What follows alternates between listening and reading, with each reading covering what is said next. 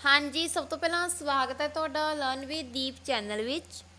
अज असी क्लास 6 का 8th chapter body movement start करना है। सब तो पहला जिहड़े स्टूडेंट फस्ट टाइम इस चैनल पर विजिट कर रहे हैं उन्होंने रिक्वेस्ट है चैनल में जरूर सबसक्राइब करना जी, तो वीडियो नूं वध तो वध अपने फ्रेंड्स के नाल शेयर करना। चलो जी स्टार्ट कर देंगे। सिट एब्सोल्यूटली स्टिल, कहते बिल्कुल शांत बैठो। Observe the movements taking place in your body, कहते उन्होंने मूवमेंट्स को ध्यान नाल देखो जिहड़े जो तुसी बिल्कुल शांत बैठो थोड़ी बॉडी दे विच हो रही नेगियां। You must be blinking your eyes time to time, कहते तुसी अपनी अखां जरूर झपका रहे होंगे क्योंकि असीं अखां झपका देने थोड़े थोड़े टाइम बाद। Observe the movements in your body as you breathe, कहते उदों भी ध्यान नाल देखो जो तुसी साह लै रहे होंगे भी तुहाडी बॉडी विच किवें कित्थे कित्थे जिहड़ी मूवमेंट हैगी हो रही है, कित्थे कित्थे गति हो रही है। There are so many movements that happen in our body, कहते इत्थे बहुत सारिया मूवमेंट्स होंदियां नेगियां जिहड़ी साडी बॉडी विच होंदियां नेगियां। When you are writing in your notebook which part of the body are you moving, कहते जो तुसी नोटबुक ते लिखदे हो तां किहड़ा पार्ट बॉडी तुसी मूव कर दोगे। असी की मूव करते हैं हैंड की कर रहा साडा मूवमेंट कर रहा होंदा जदों असीं लिखदे हां। और when U turn and look at your friend, कहते जो तुसी अपनी फ्रेंड वाल देखते हो तां की मूव करते आपां अपनी गर्दन नूं मूव करते हैं।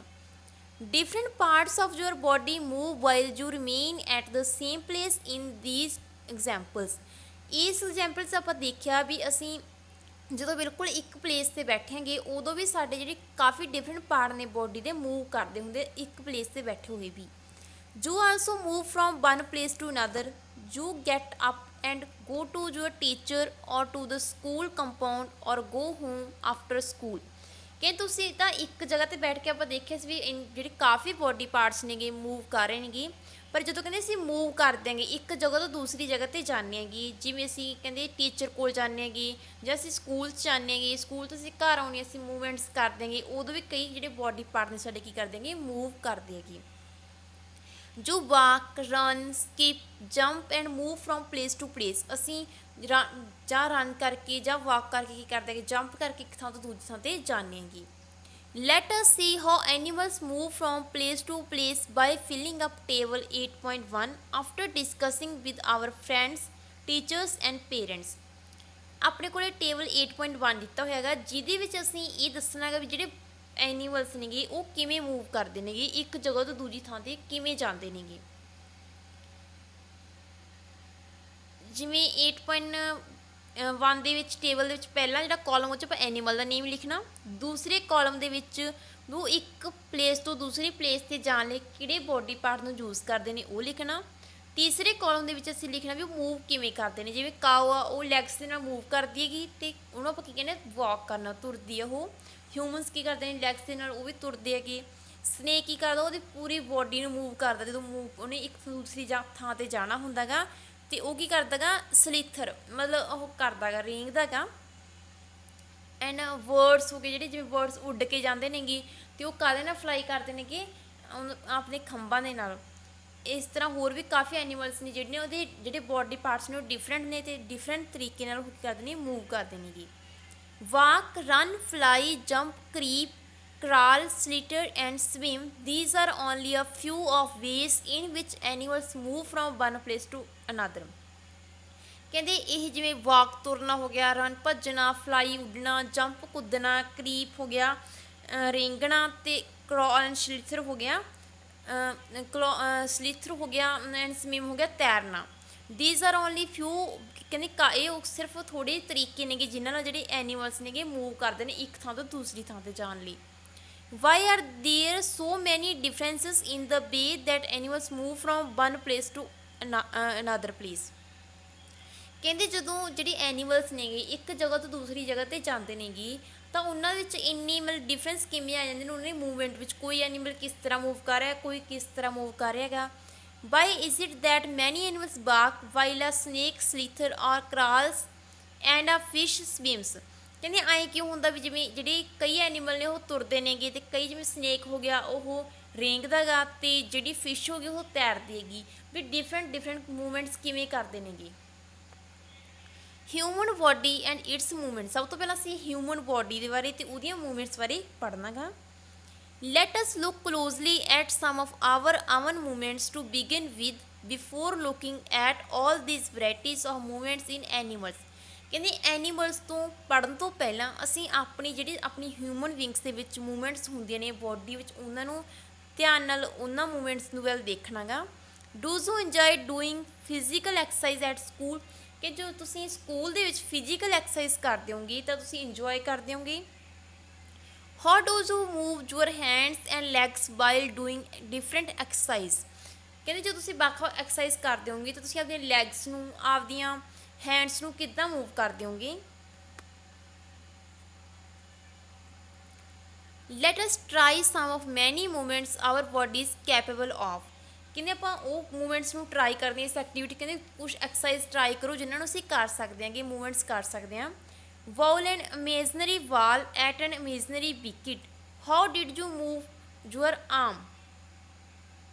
ਕਹਿੰਦੇ ਇੱਕ ਗੇਂਦ ਹੈਗੀ ਤੇ ਇੱਕ ਵਿਕਟ ਹੈਗੀ, ਉਹਦੇ ਕਹਿੰਦੇ ਤੁਸੀਂ ਉਹਨੂੰ ਸੁੱਟਣ ਦੀ ਇੱਕ ਮਤਲਬ ਜਿਹੜੀ ਵਿਕਟ 'ਤੇ ਇੱਕ ਗੇਂਦ ਸੁੱਟਣ ਦੀ ਕੋਸ਼ਿਸ਼ ਕਰੋ।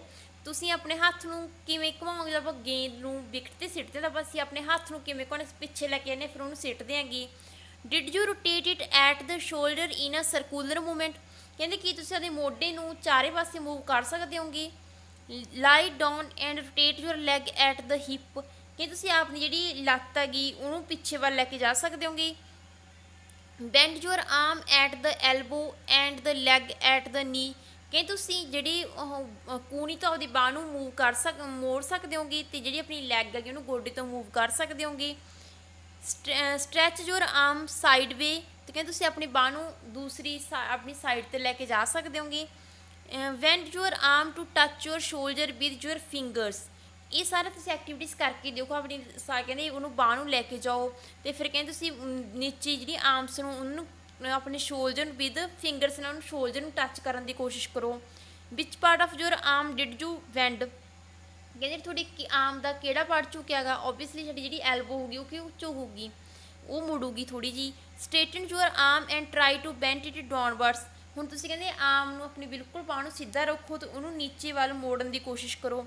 Are you able to do it, ਕਹਿੰਦੇ ਤੁਸੀਂ ਇਸ ਤਰ੍ਹਾਂ ਕਰਨ 'ਚ ਵੀ ਏਬਲ ਹੋਵੋਗੇ, ਤੁਸੀਂ ਇਹਨੂੰ ਮੋੜ ਦੋਗੇ ਬਾਂਹ ਨੂੰ ਜੇ ਤੁਸੀਂ ਬਿਲਕੁਲ ਸਿੱਧਾ ਰੱਖੋਗੇ, ਕਿਉਂਕਿ ਜੇ ਅਸੀਂ ਆਪਣੀ ਬਾਂਹ ਨੂੰ ਬਿਲਕੁਲ ਸਿੱਧਾ ਰੱਖਾਂਗੇ ਤਾਂ ਅਸੀਂ ਇਹਨੂੰ ਮੂਵ ਨਹੀਂ ਮੋੜ ਨਹੀਂ ਸਕਾਂਗੇ ਨੀਚੇ ਵੱਲ।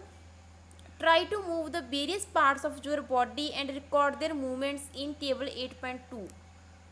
8.2 ਟੇਬਲ ਹੈਗਾ, ਇਹਦੇ ਵਿੱਚ ਅਸੀਂ ਕੀ ਕਰਨਾ ਗਾ, ਇਹਦੇ ਵਿੱਚ ਆਪਾਂ ਪਹਿਲੇ ਕਾਲਮ ਦੇ ਵਿੱਚ ਬੋਡੀ ਪਾਰਟਸ ਦੇ ਨੇਮ ਲਿਖਣੇ ਨੇਗੇ, ਦੂਸਰੇ ਵਿੱਚ ਅਸੀਂ ਕੀ ਲਿਖਣਾ ਵੀ ਜਿਹੜਾ ਪੂਰੀ ਤਰ੍ਹਾਂ ਕੰਪਲੀਟਲੀ ਰੋਟੇਟ ਹੁੰਦਾ ਗਾ, ਕਿਹੜਾ ਅੱਧਾ ਰੋਟੇਟ ਹੁੰਦਾ ਗਾ, ਕਿਹੜਾ ਪੂਰੀ ਬੈਂਡ ਹੁੰਦਾ ਗਾ, ਕਿਹੜਾ ਥੋੜ੍ਹਾ ਜਿਹਾ ਉੱਠਦਾ ਗਾ ਅਤੇ ਕਿਹੜਾ ਮੂਵ ਬਿਲਕੁਲ ਹੀ ਨਹੀਂ ਕਰਦਾ ਗਾ। ਇਹਨੇ ਆਪਾਂ ਇਹ 8.2 ਟੇਬਲ ਦੇ ਵਿੱਚ ਲਿਖਣਾ ਸਾਡੇ ਬੋਡੀ ਪਾਰਟਸ ਬਾਰੇ। Why is it that we are able to move at few parts of our body easily in various directions and some only in one direction? ਕਹਿੰਦੇ ਐਂ ਕਿਉਂ ਹੁੰਦਾ ਵੀ ਅਸੀਂ ਕਈ ਤਾਂ ਜਿਹੜੇ ਬੋਡੀ ਪਾਰਟ ਨੇ ਸਾਡੇ ਉਹਨਾਂ ਨੂੰ ਅਸੀਂ ਈਜ਼ੀਲੀ ਸਾਰੇ ਡਾਇਰੈਕਸ਼ਨਸ ਮੂਵ ਕਰ ਸਕਦੇ ਹਾਂਗੇ, ਅਤੇ ਕਈ ਬੋਡੀ ਪਾਰਟਸ ਨੇਗੇ ਜਿਹੜੀ ਸਿਰਫ ਅਸੀਂ ਇੱਕ ਡਾਇਰੈਕਸ਼ਨ 'ਚ ਹੀ ਮੂਵ ਕਰ ਸਕਦੇ ਹਾਂਗੇ।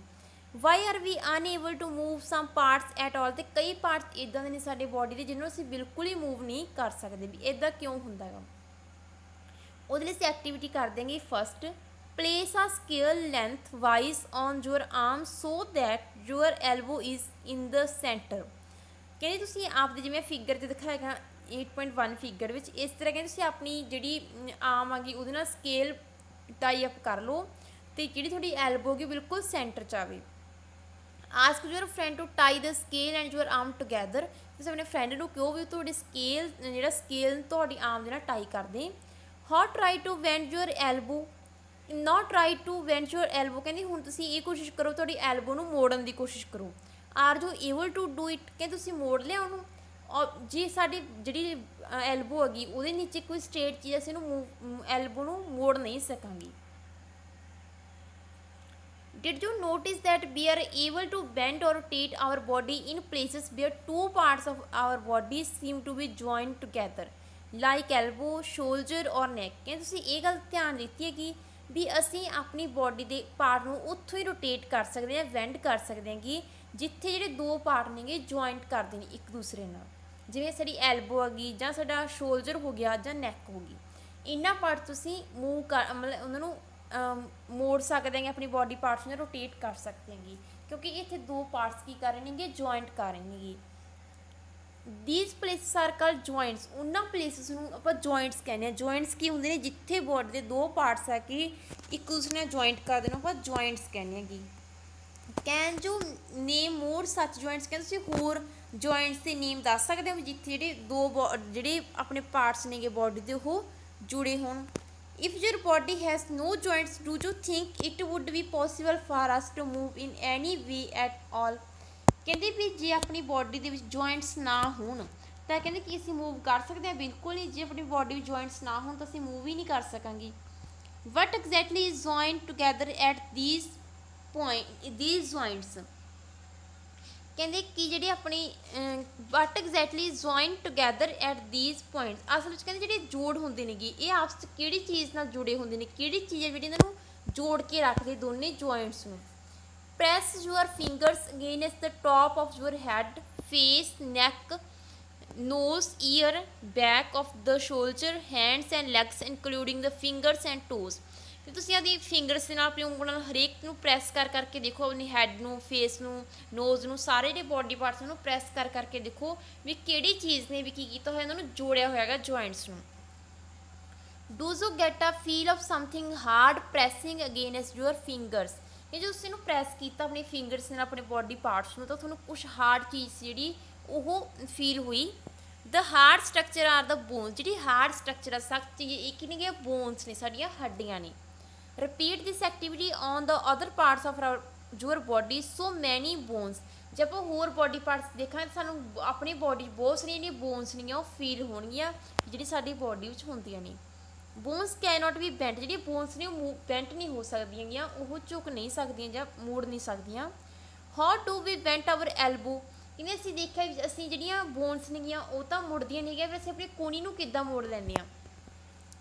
It is not one long bone from the upper arm to our wrist, ਕਹਿੰਦੇ ਇਹ ਕਿਉਂਕਿ ਜਿਹੜੀ ਕੂਣੀ ਹੈਗੀ ਆਪਣੀ ਐਲਬੋ ਹੈਗੀ ਇਹ ਕੀ ਇੱਕ ਸਿੱਧੀ ਆਪਣੀ ਮੋਢੇ ਤੋਂ ਲੈ ਕੇ ਆਪਣੀ ਜਿਹੜੀ ਉਹ ਹੈਗੀ ਗੁੱਟਾ ਉਹਦੇ ਤੱਕ ਸਿੱਧੀ ਬੋਨ ਨਹੀਂ ਹੈਗੀ, ਇਹਦੇ ਵਿੱਚ ਕੀ ਪਿਆ ਕਿ ਜੋੜ ਪਿਆ, ਤਾਂ ਕਰਕੇ ਅਸੀਂ ਕੀ ਕਰ ਸਕਦੇ ਹਾਂਗੇ, ਜੁਆਇੰਟ ਦੀ ਵਜ੍ਹਾ ਕਰਕੇ ਅਸੀਂ ਇਹਨੂੰ ਮੋੜ ਸਕਦੇ ਹਾਂ।